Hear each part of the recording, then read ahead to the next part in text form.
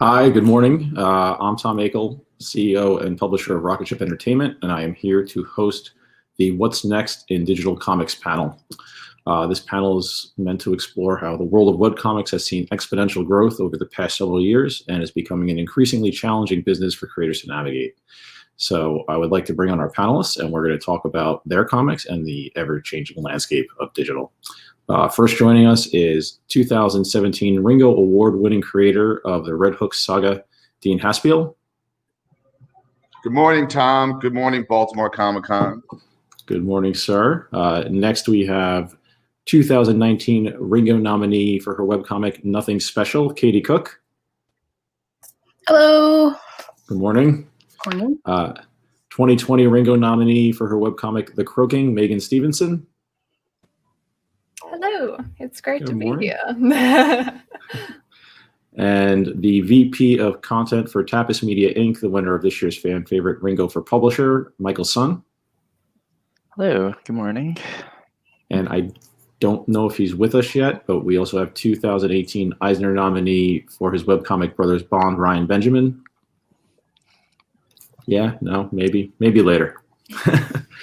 Good morning, everyone. Noon for most of you, 4 p.m. for Megan, very early for Michael and I. So I'll just kind of go around the horn, and if you would like to talk a little bit about what you're working on right now, and then we'll go from there. Hey, oh, wait. Oh. And he was not going to join the panel, but why not? 2018 Ringo Award winner for Best Webcomic for 1000, Sanford Green, and winner of multiple Eisners last night. I mean, Ringo's last night. Sorry. Congratulations, Sanford. Oh, thank you. I just came to say thank you, and I'm going to leave now. Oh, okay. What's that, buddy? I got an email. I'm sorry. I got an email saying, hey, top of the hour webcomic panel. And I'm like, oh, really? Okay. I guess. Stick around. Stick around. Stick around. Why not? What's up, Dean?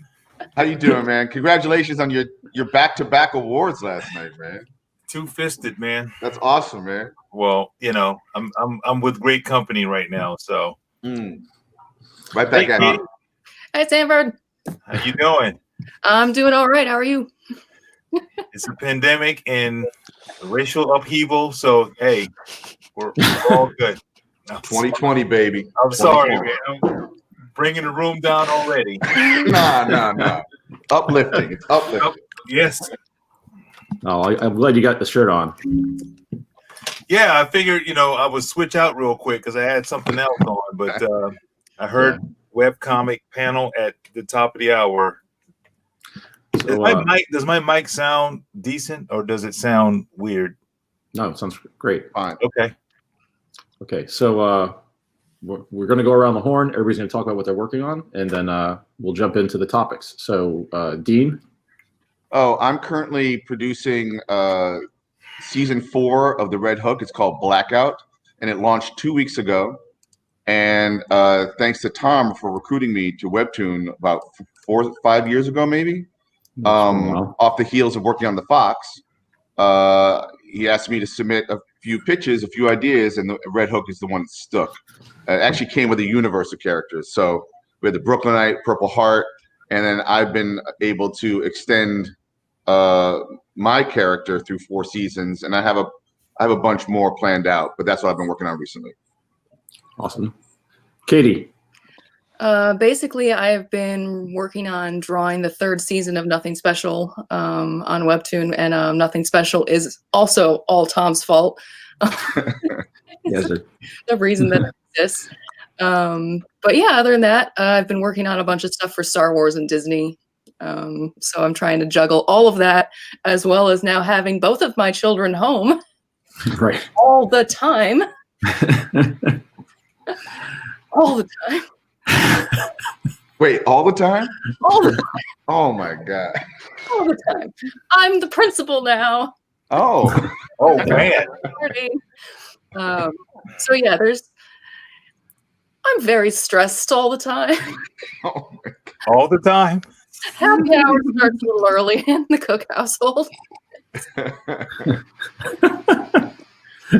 But no, having a blast with this season of Nothing Special. So It'll be comics someday. What you're experiencing right now. Okay, it's going to be like Chardonnay. Sorry. You might be in prison, but you'll be making comics. Oh my God, I might have some time to myself. If That's right. Moving along. Megan. Great conversation. I'm working on the Crow King at the moment. Season 1 just wrapped up, and I am well into season 2 at the moment, and hopefully that'll be relaunching end of November-ish, maybe. But yeah, no, it's just all Crow King all the time. I have some time to do other things, but I do not put that on any kind of schedule because like you just can't. That's kind of like one of those things where you're just like, I can't do Crow King anymore, so you just kind of have to just go do something else to kind of like just dewire your brain a bit. But that's what I'm doing, just melting, crying a bit, not sleeping, but it is what it is. You gotta get it out there. But just don't croak. Sorry. He's here all day, folks. He's here all day. Michael. Yeah, I mean, I'm probably a little bit different since I'm not primarily a creator. I'm more on like the publishing side. So currently I'm involved in the production of around 25 new original comics that will hopefully make their debut in 2021, 2022. So that's been really exciting. And as VP of content, which I was promoted to around 3 months ago or 4 months ago, I'm kind of coordinating with a lot of like Asian production companies and a lot of overseas distributors. So trying to bring new opportunities to creators to get their stories like translated and localized and distributed all across the world. And so this is like the next chapter, I guess, of my career and trying to enrich the lives of creators that we're working with right now. Awesome. And Sanford, who's not really supposed to be here today. Brother, all you have to do is say the word. I am out of here. No. We're going to keep you. I took Ryan's spot. You're here. Just tell us what you're working on. I know it's not webcomics. Say it again. You're here, so tell us what you're working on. Yeah, I'm not working on webcomics, unfortunately. I was, thanks to Tom again. He had me over at Webtoons working on a project called 1000, and it was a fun but short-lived venture. Probably could have done a whole lot more, but I think it was in the tea leaves to move on and work on this this little indie comic we're doing called Bitter Root, which is, you know, something that we're trying to pull together right now, trying to figure out where it's going to go, that kind of stuff. So, you know, other than that, that's pretty much what I'm doing right now. I mean, you know, I'm doing some stuff for DC that's not announced yet, I don't think. But yeah, that's pretty much it right now. And for those watching at home who don't know, Bitterroot has won the Eisner and the Ringo and has been optioned by Legendary for feature film, right? Wow. That's my PR guy right there. He's thanks.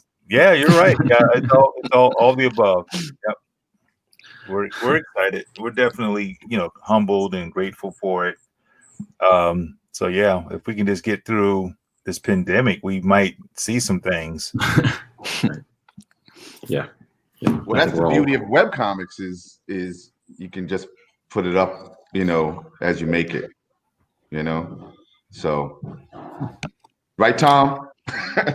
That's why we're all here. That's why we're here. So the topics I wanted to jump into today is, you know, I kind of structured this panel to be a little bit more focused towards aspiring creators or even professional creators who are out there and kind of don't understand the ins and outs of webcomics, what makes them challenging, what makes them fun, frankly, how you make a living doing it or make money doing it versus print, because, you know, print is much more obvious. I know I've done many panels like this in the past, but it does keep changing. There's new models introduced all the time. Even since I've left Webtoon, that model's changed drastically. So for the creators here, really quickly, now that you've been doing it for quite some time, what's the first piece of advice you would give to either another professional or an aspiring creator who's trying to break in? And I always say break in, but maybe even just transition into web comics. Dean, you have your hand up. I mean, people who love to make comics are going to make comics, but I think staying on a schedule is so key to building an audience and maintaining an audience, because at the end of the day, you're competing with their time. And we have so many things flooding us, from this year alone, 2020, with the pandemic and election and this and that and uprisings and everything. Like, could you please read my 2-minute comic this week? Is almost impossible to get people to do that, unless you're like a rock star and popular and people are going to check it out anyway.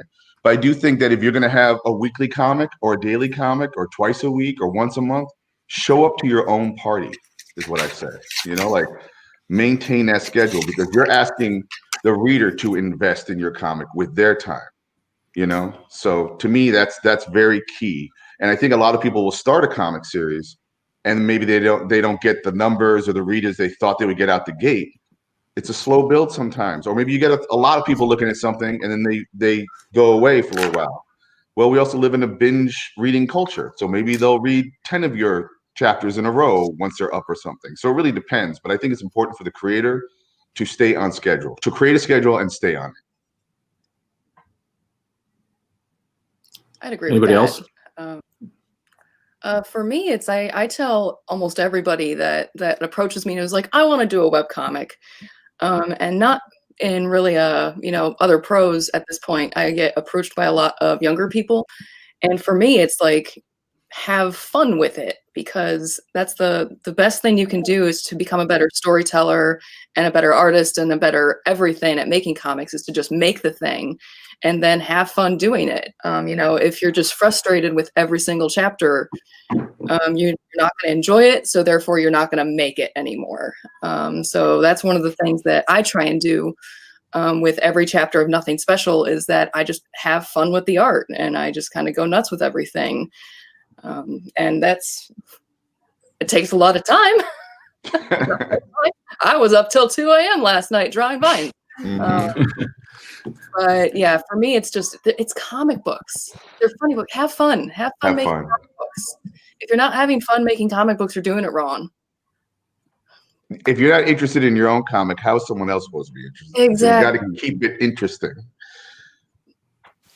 I like what you guys just shared about if you don't really believe in your your product, no one else will. And as creative people, you know when there's that one page or scene or sequence that you create and it just hits you the right way, and you're like, okay, I need to stop working right now, because if I go past this and I get to something that sucks and I don't feel confident about, then you're like, oh no. But you want to be able to, you want to be able to work on something that really truly resonates with you first. And if it does that, then you're going to find that audience every single time. It's pretty amazing how we try to reinvent the wheel when it comes to creating certain content. Like, we want to come up with something that's going to be well, I shouldn't say but I think let's just go there. The big two, they try to reinvent the wheel so many times, and it's like, all you need is just to get a unique story that a creator that resonates with a creator, and you're going to be fine. You don't have to come up with this crazy, crossover event, summer event every single time. Maybe that's why webcomics are doing so well right now, because people are kind of burnt out on those kind of stories. But yeah, if you do something that resonates with yourself, you will definitely find that audience. And on that note, I got to leave. I'll let you leave. Yeah, let me exit out here. Great to see you, Sanford. Thank you. Take care. For me, whenever people ask me, how do you even, where do I start? Like, how on earth do I do this? I always tell them, you might get really excited over like all these characters and all these ideas and stuff that you have, but please, for the love of God, write it down first. You've got to do as much pre-production as you can. Like, you've got to pre-plan that stuff, do the plot, do the characters, do all the backstories, everything. I never do this, which is why I always tell people to do it. I always do it because I just get excited with the characters and everything, and then I like build it from there, which is just what you shouldn't do, because it's not really a good building block for like a long-lasting comic, which is why I do a lot of short comics. But if you're wanting to do like a longer, more substantial comic, you've definitely got to just plan out as much as you can, because the second you start being like, I don't know where this is going to go, I don't know what to do with it, and you start like questioning all the things that you've done, you kind of just, it halts the progress, and it stops like the weekly uploads, and like sooner, and you get like later and later behind, and then people just stop reading because you're not updating regularly and everything. So I think no, I was gonna say I have a visual aid for that. Visual aid. It's called a rent bill. Yeah. It's gonna be a bottle of wine. That looks, that's too much, man. Wow. And all of the thumbnails done beforehand. Wow. And each chapter break is already marked. Nice. Oh Nice. I do not have that. I have 3 of these binders, and they get bigger every season. And it's terrifying. But this is a good glimpse into how my mind works. I'm the same. Before I start. I'm the same. I have a whole script written out, and then I lay out the pages, thumbnail them. And yeah, there's some, as a counter offer to what Megan was saying, is I do think it's smart to plan, and even because especially when you're just kind of like in the point of you've created an idea, now you have to craft the idea, which is basically the nuts and bolts of comics. Laying out, it's penciling, inking, all that kind of stuff. Is there someone else on the Sorry, it's my 8-year-old. Oh, there's someone there participating in the live stream. But I do think that, like, yes, it's good to know, and also it's really interesting. Like, I kind of know where my story might end now, and I didn't know that at all 4 or 5 years ago. So now that I've been building it, also there's a time when the characters start to write themselves if they're strong enough, And we have different kinds of comics or different kinds of stories. There's plot driven, and then there's character driven, and those things either coincide or cross over or fight each other sometimes, And I did do a comic years ago called Billy Dogma when I created a webcomics collective called Activate, and I purposely didn't know what was happening next week. I would always leave my comic on a mini cliffhanger, not only for the readers to be like, "What the hell's happening?" or "I think I know where this is going," but to keep it fresh for me. I didn't know what was going to happen. And at one point I went, uh-oh, I better know how this is going to end. So then I had to prepare, but it was something exciting and fun in just drawing a chapter and not knowing where this damn story was going for a little while. In terms of advice for creators, I think if you take a look at any of the works that we have represented here, whether it's, the Red Hook, Nothing Special, the Croaking, or even, Ryan's not here, but like Brothers Bond, like all the art styles are drastically different. And I think like right now, especially with the emergence of platform players, there is a call to action to diversify what comics can be. And so my advice to creators is, even if you feel like, your story or your art styles are kind of outside of the quote unquote mainstream, there is a place for it. Editors, like my editorial staff, is hungry for stuff that is unlike anything that's been out there. So yeah, I guess my biggest advice is to kind of dismiss what people expect of comics and to just like try to tell your own story. And also another piece of advice is to ask these publishers for resources or for help. My team and the Webtoons team, and even Tom, who's like assembled this group, we're all trying to figure out ways to take all of our resources that we've accrued over time and to try to give them out to as many creators as possible.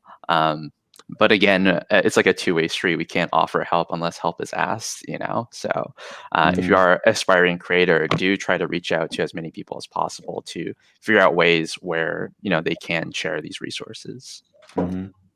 I think one of the things that's come out from comics in the last decade is the authenticity of the author, meaning you be you as best as possible. When I was a kid growing up and I bought comic books from the newsstand, this is before even comic shops, you know, I think a lot of us kids who aspired to do comics were supposed to draw it in a House Marvel style, or whoever the pop artists and writers were at DC, you know, the big two. You had to aspire to do it like that because that's what was selling.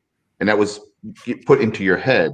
Now, you don't have to have read any of that stuff. Yeah. You don't have to have read a Marvel DC comic or whatever's popular story. You're encouraged to like do what you want to do to tell a story, you know? And there's so many resources and tools and reference and history that you can either use it or not, you know, and break this in your own way. So the next thing I want to touch on really quickly, that's kind of next to what we just discussed, but not to spend too much time on it, is this sort of difference in challenge between print and digital. And there is a big one, I think, especially for people moving back and forth between the two, and that when you buy a graphic novel off the shelf, it's more like buying a book. You're going to sit down and read it, and you don't have to worry usually about multiple things competing for that reader's attention, right? So you can kind of tell the story at your much more dictated pace by the writer. And in webcomics, that's not necessarily the case, because like Dean, you mentioned a minute ago, which is very, very accurate, is that when you're on your phone or you're online, 5,000 things are competing for your attention, right? And you're getting pop-ups and calls to action for other apps or games or social media and distractions that you might not necessarily be home, and you're kind of going on the go. So can you talk about some kind of the challenge in making sure that the storytelling you're putting into a webcomic keeps the reader engaged almost every panel, where obviously you want that kind of engagement in print, but you have much more space to kind of let your story breathe, I think. Anybody? You want to go first? For me, it's just keeping it interesting. I try and put some really big, crazy panel into each chapter, mostly because I make bad decisions in time management. But you keep the artwork fun, and the storytelling dynamic. I mean, that's part of it. And then for me, I hide so many little things in the background anyway. That's more for my personal enjoyment. That most of the comments that I get every week are they have to go back and read it 3 times to go figure out every single thing that I put in the background. So that's kind of one of my little tricks that I do, is that I give that attention to detail to the whole thing. And it really engages the reader and really pulls them into your world building instead of just a blank canvas behind you. Do you feel like you're subconsciously seeding the comic with elements that you could return to or might exploit later? Oh yeah, I do. I put hints of stuff that's coming up or stuff that's been all the time.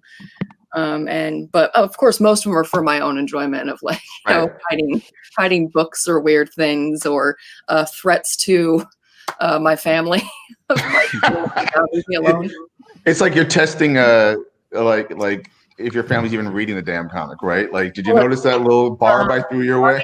My 9-year-old sat down and read it for the first time a couple weeks ago. She did a book report on it. And it was the first time that she has ever in her life turned to me and said, "You're actually pretty good at this." Finally. Thanks. Finally, you're not just a mom or a principal. You're validated now. No, I can't help in my comics but to try to make it interesting. I mean, I get really hyperbolic in my work, and I also try to make something meaningful. But what I've come to really enjoy is earning that quiet moment, earning that pause that can happen in a comic. And it doesn't feel like, oh, this is boring. It can actually hold your breath, hopefully, you know what I'm saying? Or stop you and think about what's happening here. Because then again, I'm going to start throwing everything back at you, because that's the style in which I write and draw. So yeah, I do think, Tom, if you have a weekly comic and it's a serialized thing, in this case, I do 26 chapters. I think we all do 26 chapters a season, basically. I need to figure out how to make 25 cliffhangers, which is crazy. Like if you read a comic book or a graphic novel, I don't think there are 25 cliffhangers in that, mini cliffhangers. So you're engaging in a different way. So you hope that someone will come back and read your free comic online. Again, that's crazy, right? Like they don't even have to pay for it, So anyway. That's I think also the psychological difference though. Once you've dropped your money on something, you're going to see it through. That's right. If it's free, you kind of feel like, oh, I'm not as at least personally invested in this yet, so I'm just going to try it out.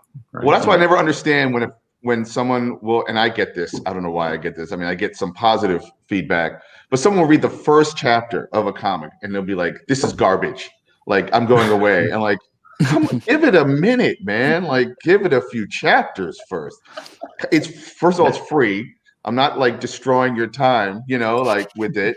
I'm apparently like, I've won awards. I've worked for a lot of, like, just give it a second. That's all, But yeah, and then in terms of print publishing, Katie, you do that. Have you turned your web comics into print as well? No, all of my panels are 60 inches tall. I don't know how to do that. Oh boy!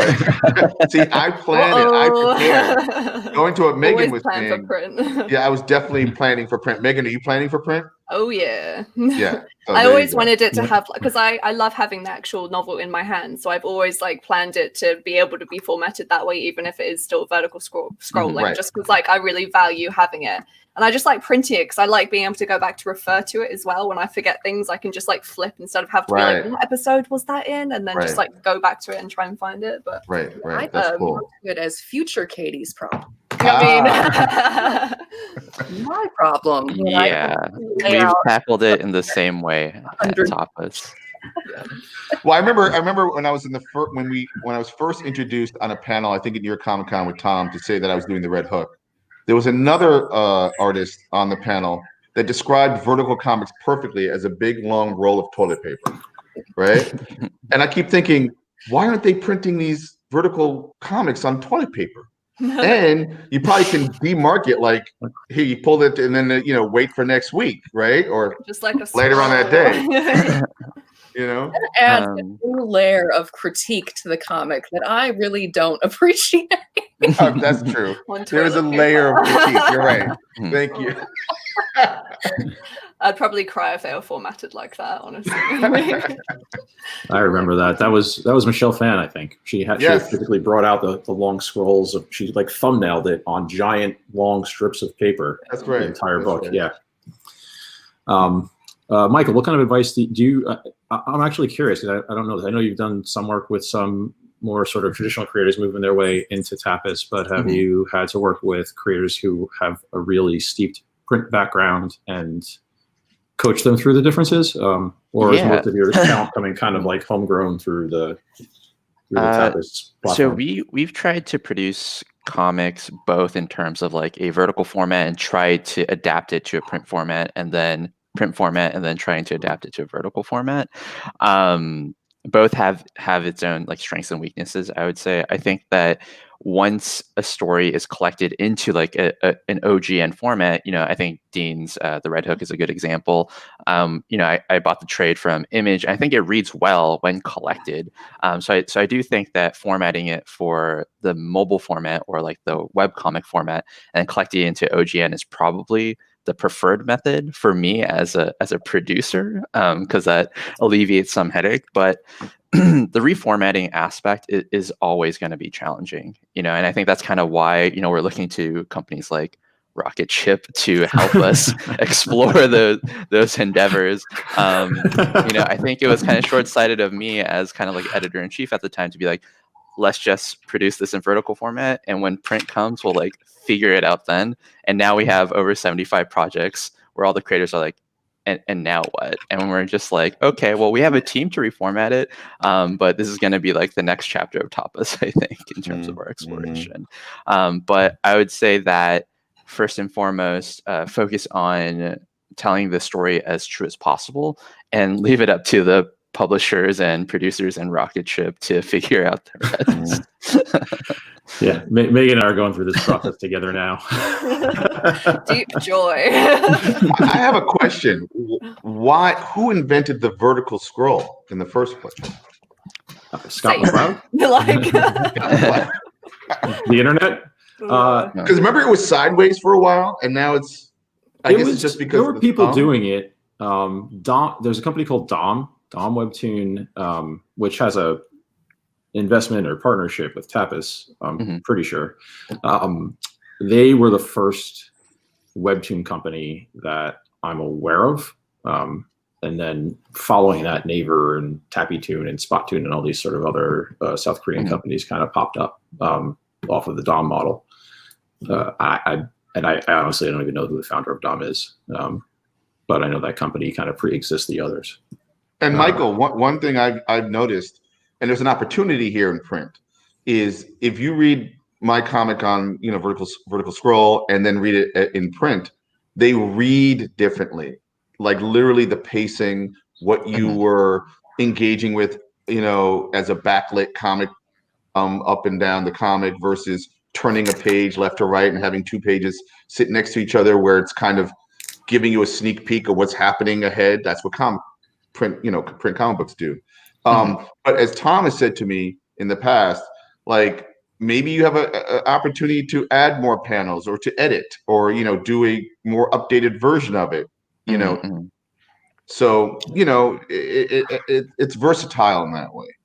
Yeah. There's that exact thing is I wish Ryan was here because and I can't talk too much about the project, but Ryan and I are doing a comic together that'll come out next year. And as I'm scripting and he's drawing, we're literally inserting extra panels of content into the book that will be there when it launches in digital that will not be in the print version. And we're doing things too, like creating models, like a model sheet of main characters' reaction shots. Not to cheat, but to be able to like cut and paste them in, and then they might be colored because the scene is different. That allows us to do more talking heads than normally.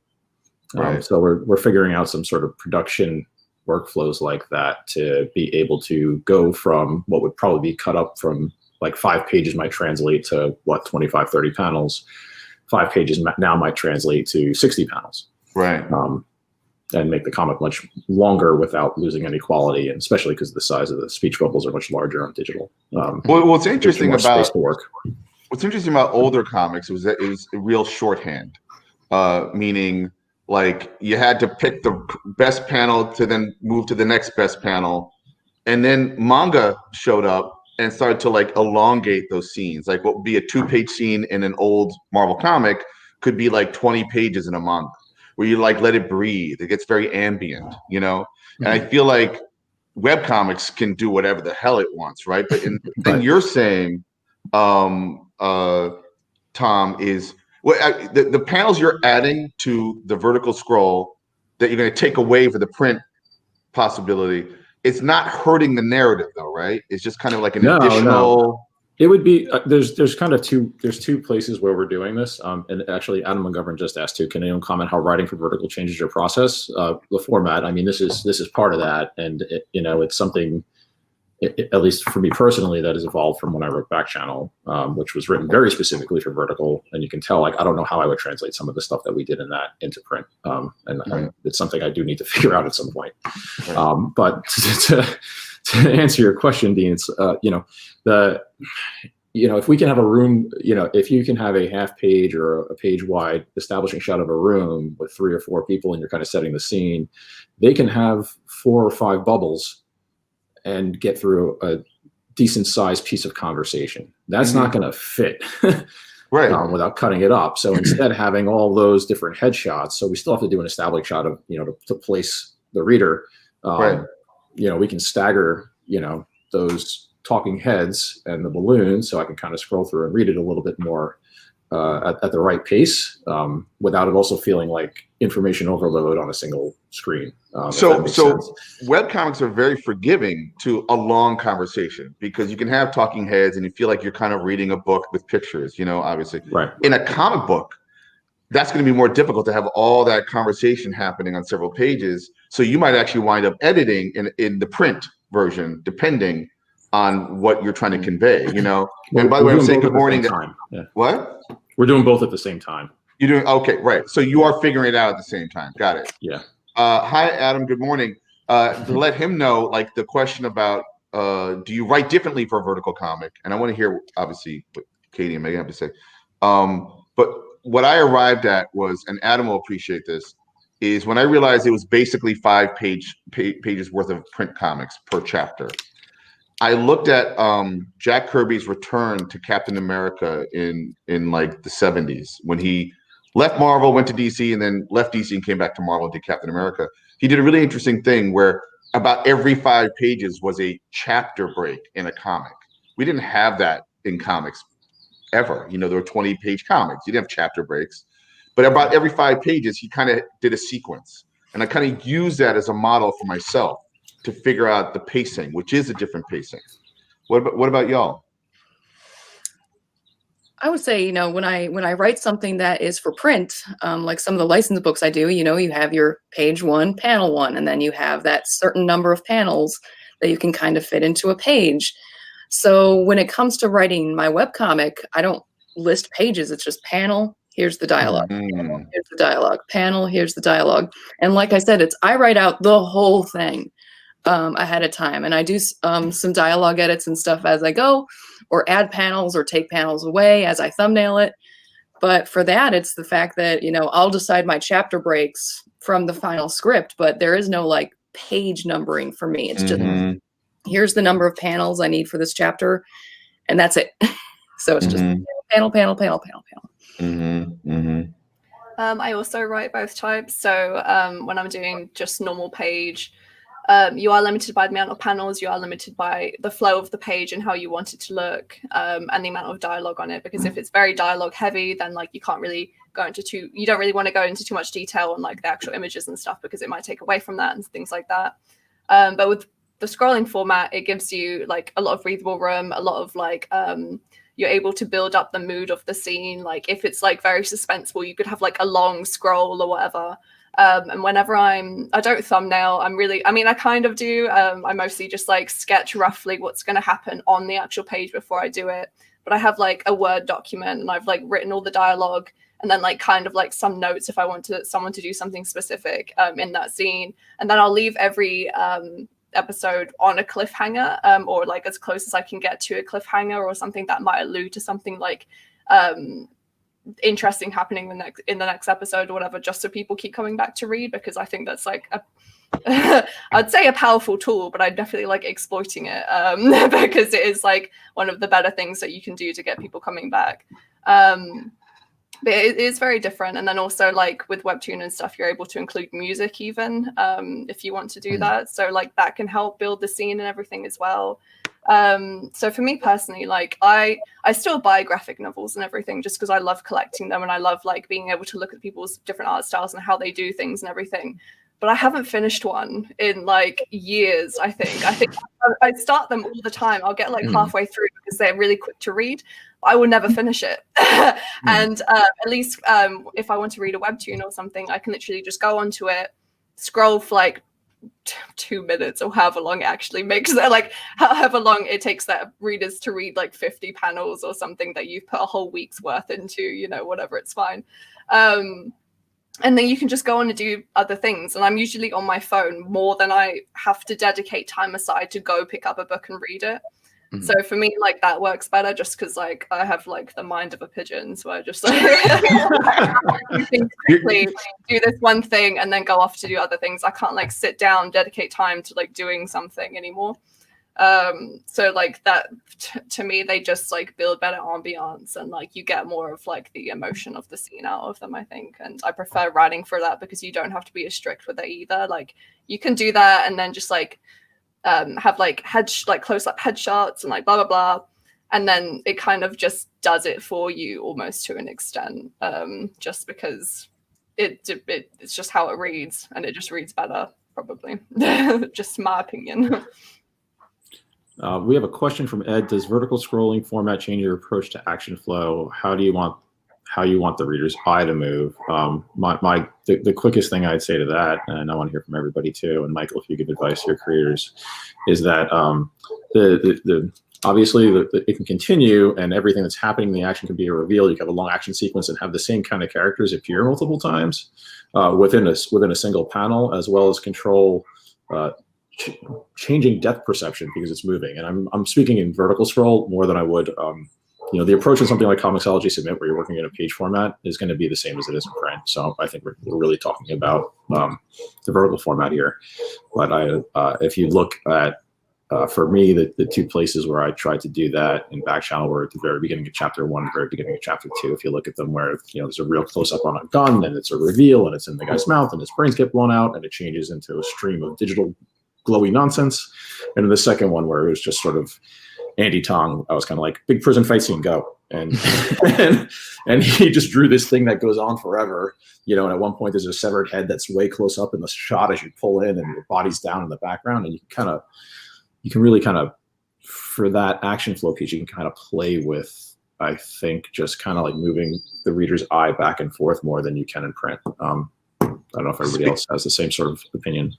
To speak to Tom, I keep, with the vertical scroll, I keep trying to work toward the bottom of the panel. The reveals are coming as you pull up, it's coming. So like, if you have a hand that's picking something up, like you might draw the arm and then reveal that it's bringing this up. Right, or you can play off the sides, right? So you have to have a character like ping-ponging off the corners of if you want it has this movement as you're pulling up.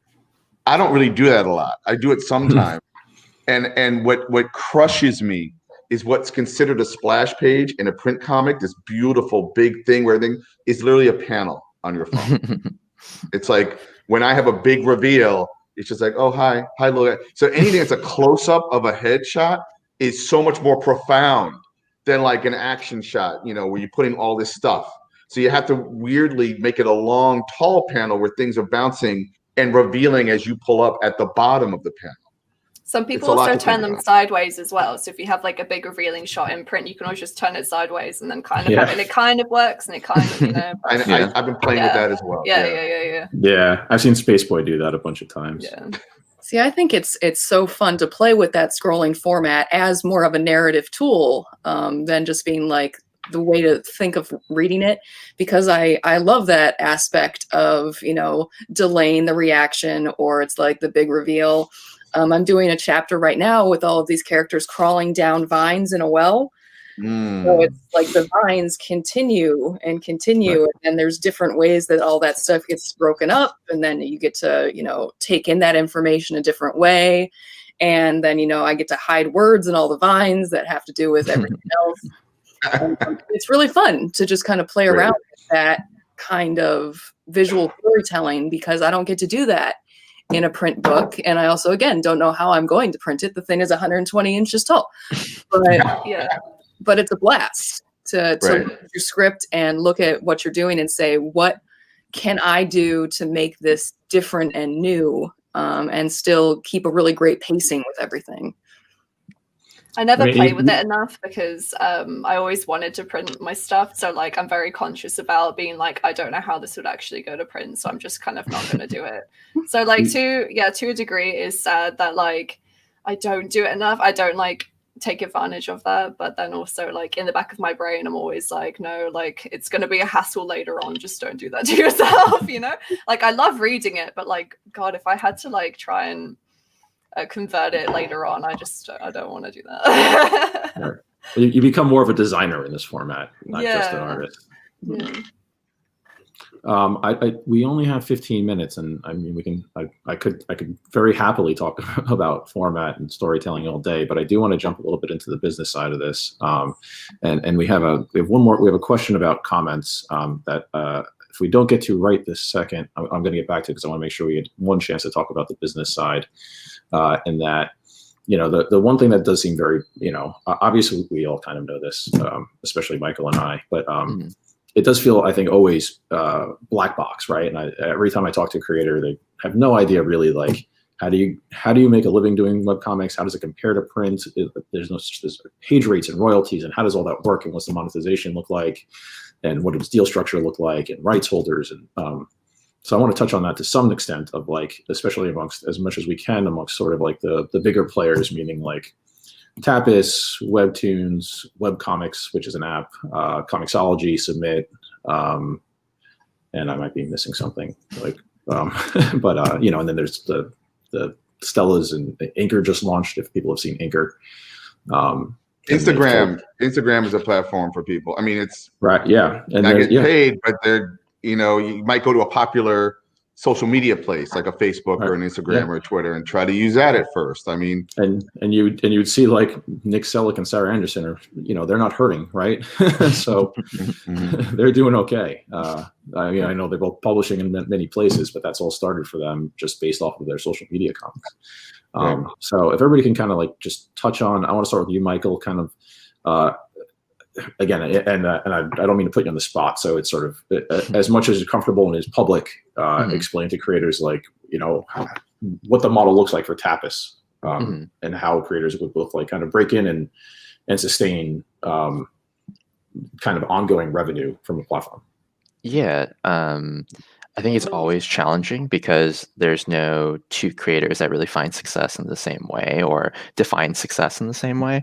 I mean, I'm kind of responsible for all 56,000 creators on Tapas and trying to figuring out like what kind of game plans can apply to as many creators as possible, right? So for some creators that are at the level of a Sarah Anderson, like ad revenue, a support program, which is kind of like our model of Patreon on platform. I think those make a lot of sense. For more of like the long form narrative type of storytellers, the premium model where you're like selling each individual episode for a microtransaction, that makes a lot of sense for them. But I think what makes kind of the newer platform players special is I think a lot of the business development side of things are led by a lot of younger individuals who are kind of more open to creating bespoke packages for each individual creator. I mean, if I were to work with, you know, Dean, Katie, or Megan, I'm sure that, you know, what Tapas could offer would look a lot different depending on like what you would want to get out of your Tapas experience, right? So it's tough to answer. I mean, I think it's kind of like the onus is also on the creator to tell the platforms like what they're looking for in terms of like, this is kind of like the deal that I'm trying to achieve, and for it to be kind of like an ongoing conversation, which I know isn't super helpful to everyone, but basically, you know, everyone at Tapas at the very least comes from some type of creator background. So we are always trying to be a creator first platform. And that means, you know, really sitting down with the creators, understanding what their wants and needs are, and to kind of create, again, like a bespoke package to help them succeed and achieve that. That's kind of like the best I can do without getting into like the nitty gritty of each individual deal. But yeah. All right. I mean, I'll say like, how can I just one follow-up question to what you just mentioned in the microtransaction piece, because that's the model that Webtoon uses now primarily along with advertising, and that is also sort of the model that is the model on Comixology Submit for the most part, because it's a blend of, right, your comics available for whatever you price it at with maybe a 50-50 split, along with it automatically having to go into, I believe it has to go into the Comixology Unlimited product, and you don't have a choice. So it is still, there's these sort of ancillary models of some ad revenue, which not even speaking to the platforms, just speaking from my Viacom years, you know, display units don't pay very well. And the traffic you need to achieve to get to drive money out of those is enormous if it's not a premium sponsorship. And the same thing when you're starting to split up a $6.99 subscription amongst 5 million people, you know, you're getting your 2 cents every month in royalties. So, you know, it does seem like microtransactions is the future of this business. And how much of not Tapas's success is based on microtransactions, but do you see a lot of creators having success with that model? Yes, and I think more so in the recent years when Tapas has been able to introduce a lot more supplemental features to this process. So, you know, when we were just starting out, my biggest fear was like, are we creating a model where we're locking readers out of the opportunity to read comics? Because I think that is the antithesis of what digital should be, you know. I think with digital, you know, our goal is to democratize art as much as possible and to give every reader the opportunity to read, experience, and support the creators in really meaningful ways. And And so with the microtransaction model, we were really diligent in terms of introducing supplemental features. So if you're on the Tapas app, you can install our partner apps. So these are like mobile games or I guess like e-commerce services. And if you download those apps, you also get like, I think the equivalent of like either $5 to $10 of in-app currency. And that is kind of a way for us to help readers generate their own ink so that they can support creators without ever having to open up their wallet, because a large contingency of our readers are fairly young. And, when I was 16, I didn't have a credit card or disposable income. So I very much know like what it's like to sit in like a Borders or like a Barnes and Noble and to just read for hours on end for free. And we wanted to kind of, to some degree, replicate that model by allowing for readers to install partner apps or even to watch video ads or to answer surveys, so that every reader has the opportunity to generate their own ink to support the readers directly and to never be locked out of the reading experience. And the only way to really achieve that is to lower the price point per episode to enable that. Like, I don't think we could get away with charging a $3.99 or $4.99 the same way that Marvel and DC are able to, but we are able to charge anywhere from like 5 to 25 cents and to kind of scale that out based on readership. Some of these premium creators have millions of unlocks per month, and I think that is just as meaningful. So yeah, I think that hopefully answers some of that. Yeah. I want to ask everybody else, and I just want to clarify for anybody watching, ink is the in-app currency of Tapas, the same way coins is on Webtoon or, Hooli Bucks, whatever you call it. Yeah, we just want to dress it up to make it a little bit cuter, I guess. Yeah. So for the other creators, you're all on the same platform, but just talk a little bit about your experience in generating revenue from your book, and maybe reaffirm for people looking to break into webcomics from either, the ground up or existing professionals that there's a living to be made there, maybe. Listen, Webtoon has been very good to me. I couldn't do it if I didn't have an exclusive contract, basically. I do wonder, and I do think about, not too hard, I don't analyze it, but I think that Webtoon as well as Tapas and certain kind of webcomics models woo a certain kind of reader, younger readers. I don't know if I necessarily write comics for younger readers. I think part of what I like is very specific what I do, and I would hope that I'm wooing the kind of readers that were already reading my stuff and bringing them to the platform in a lot of ways, because eventually, especially with the pandemic and comic shops closing for a while, people couldn't get their comic books, but you could always just go online. There was a lot of stuff to look at, weren't looking at before. So this is an interesting time right now. But yeah, I've been very lucky and to have a company supporting me in my original ideas. And, I started doing webcomics about 15 years ago, when I launched Activate on the LiveJournal blogging platform. The only thing I wasn't thinking about was how to monetize. It really was. And I remember back then, the idea of saying, oh, it's free, kind of had like a stink added to it. Like, well, it must not be very good if it's free. No, it's great. It can be great. And now we have younger readers being born that think that everything's free. All you need is a phone, and then you don't have to pay for anything. So it's kind of swung the other way.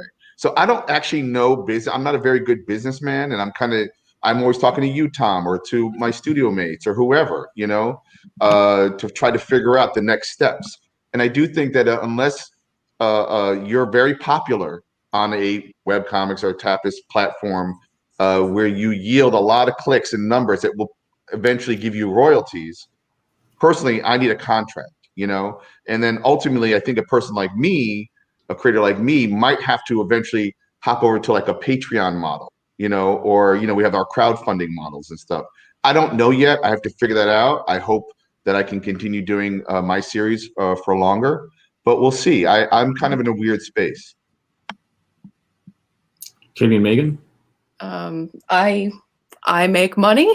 I have a lot to add. It's but I also work in licensed books and stuff like that as well. So it's I've been full-time freelance and creating comic books for 10 years.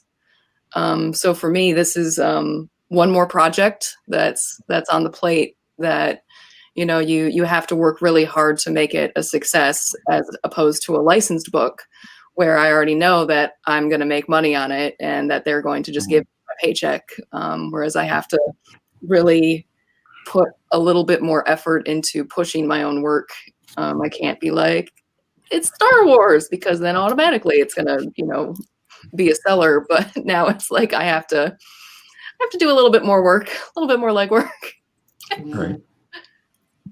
Yeah, not having to do, but doing webcomics, you definitely are just kind of marketing yourself as well as the things that you create and put out there.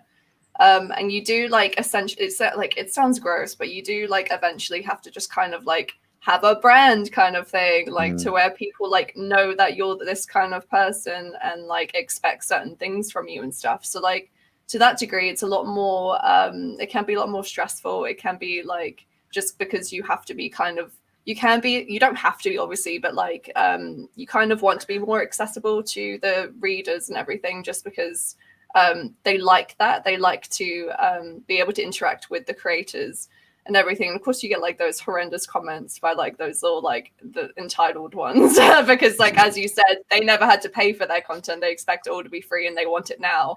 So that can be like, it can grate on you to an extent. But yeah, no, I'm just thankful to be able to do this full time at this point. My first series, Shard, I started like I think it was like 3 years ago now or something, and like I was essentially like I just moved back to this. I'm obviously in the UK now. I've just moved back here after living in like Texas for 10 years. I had like a job in hospitality. I was homeless living in a hostel, and I was posting this comic just because Webtoon was free. I also had it on Tapas as well.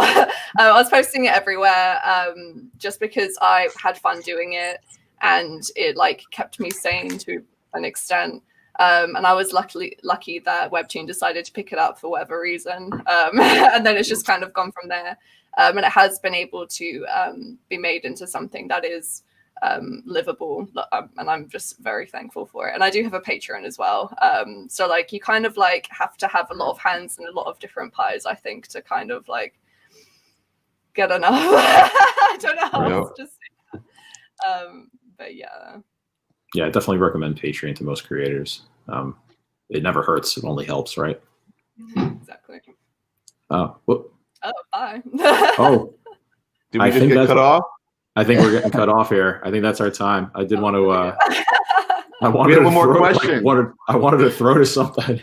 I got to get one squeeze in here. Right now, there's a webcomic from Webtoon called Urban Animal that we're running on Kickstarter right now for the print edition through Rocket Ship.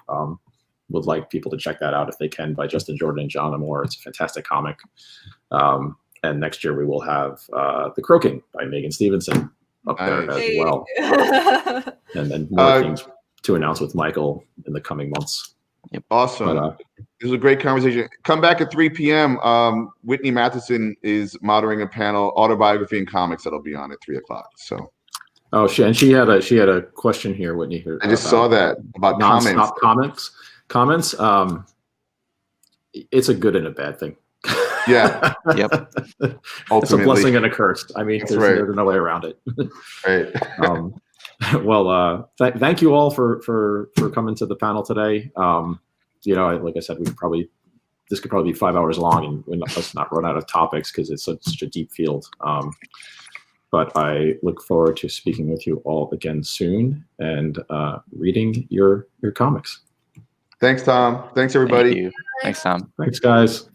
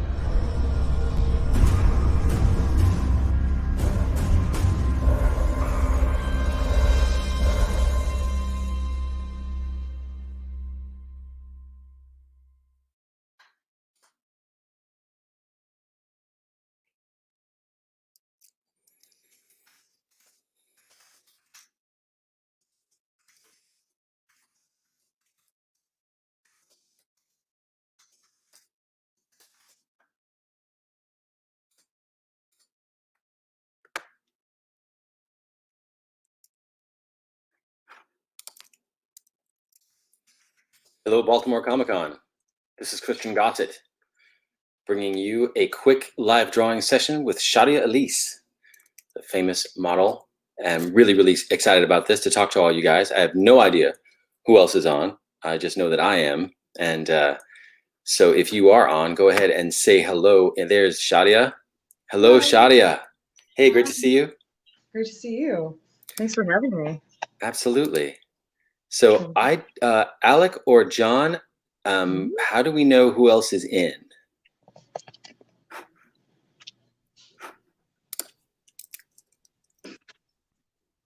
Because I'd like to start by asking a question of those who are here in attendance. No, it's just us. And can I have an opportunity to see if you like the lighting and the yeah. I would obviously, guys, we're gathering the group, so I would start with conversation amongst yourselves. Fantastic. Thanks, John. That's great. Yes, please, Shadia. Please show us the first pose you're thinking of doing. I like the lighting. It's great. Nice contrast. Lighting's okay. Yeah. I'm not blown out anywhere. There's core shadow. There's core shadow. You're not blown out too much at all. It's great. Okay, awesome. And what did you want to start with as far as minutes, so I can kind of gauge the poses again? Something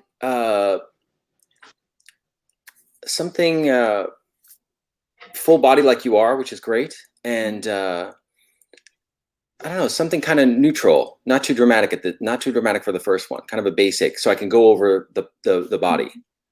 Okay, so maybe some like negative space, but let me see. So I can go really dynamic, so I gotta like. Yeah, no. For now, something's nice. Or something more open, actually. That's closed with the leg. Yeah. Well, actually, if you want open, I got a good one. Great. Something like this. Fantastic. How's that for you? Yeah. How long did you want to hold that? That's great. What do you usually hold this one at? A nice quick one would be great for a warm up. Anywhere from 3 to 5.